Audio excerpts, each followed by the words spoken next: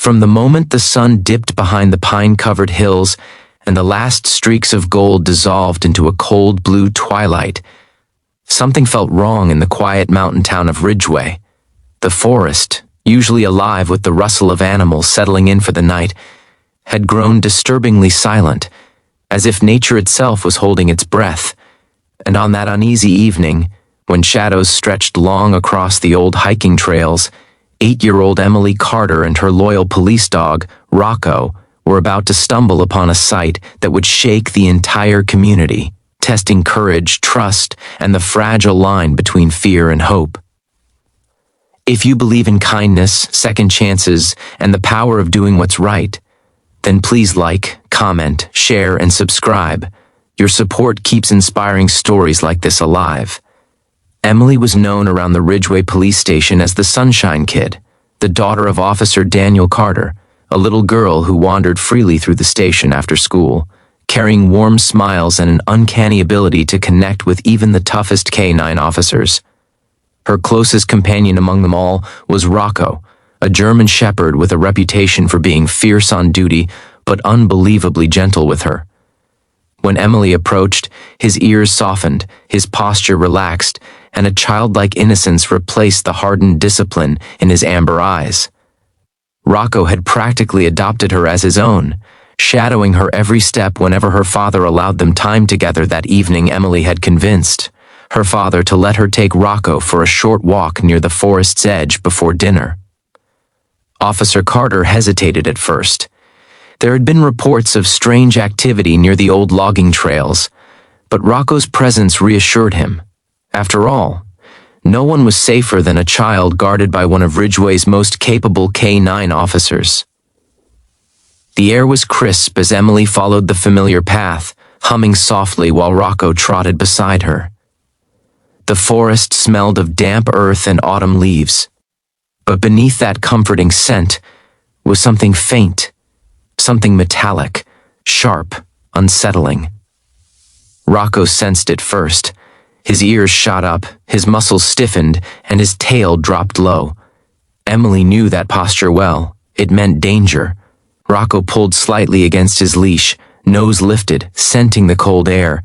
Emily's steps slowed, and an uneasy chill rippled up her spine. The forest, moments ago peaceful, now felt suffocatingly still. Even the wind seemed to hide. Still trusting her instinct and Rocco's guidance, she whispered a small promise to herself, just a quick look. Maybe someone needs help. They followed the narrow trail deeper into the woods until they reached a fallen tree trunk.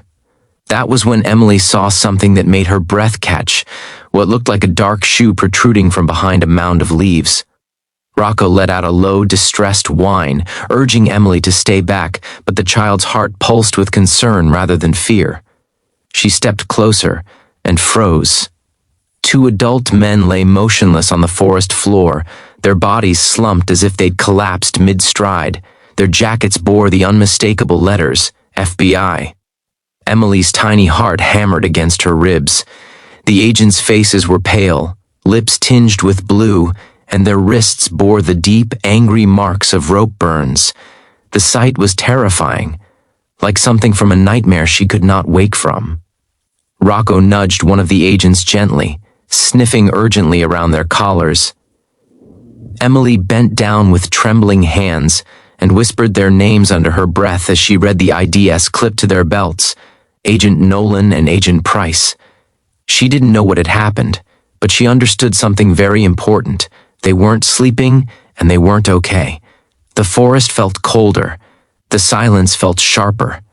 And suddenly, Emily realized she and Rocco were not alone. Broken branches, scuffed soil, dragged footprints, signs of a struggle surrounded them. Someone had been here recently, someone dangerous enough to overpower. 2 trained federal officers. For a moment, fear rooted her feet to the ground. She was just a child. What could she possibly do? But Rocco stood over her protectively, nudging her hand as if telling her she wasn't alone. Emily took a deep breath, steadying herself.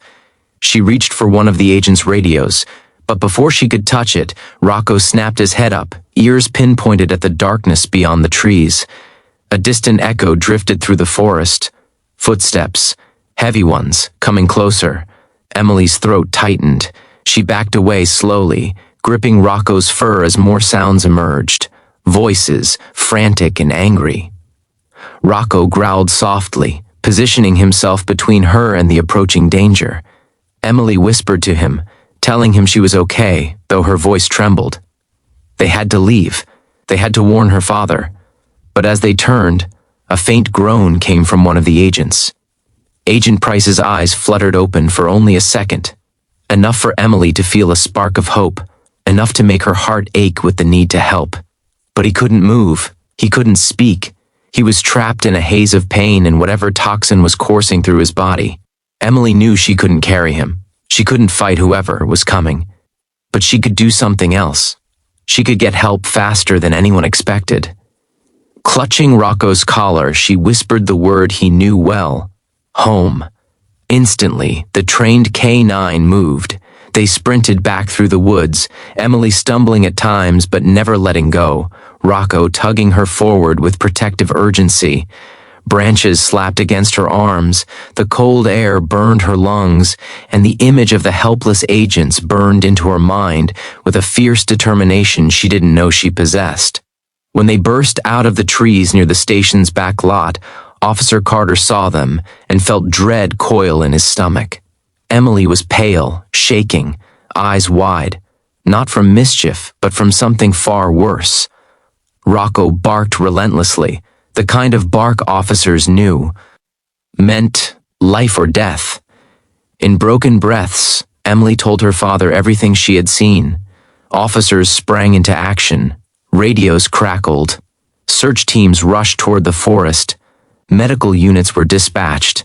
The quiet evening erupted into a coordinated rescue effort, all sparked by a brave little girl and her loyal K9 companion. The agents were found alive, barely, but alive. Poisoned, bound, abandoned, yet saved in time. Investigators later uncovered that the two agents had been tracking a dangerous smuggling ring. The criminals had ambushed them, left them for dead, and were planning to return once darkness fully settled. If Emily and Rocco had been just minutes later, the outcome would have been tragic. Instead, the town hailed them. Emily, the gentle child who followed her heart, and Rocco, the fiercely loyal dog who refused to leave her side. Their bond had saved lives, broken a criminal operation, and reminded an entire community that heroes sometimes come in the smallest forms.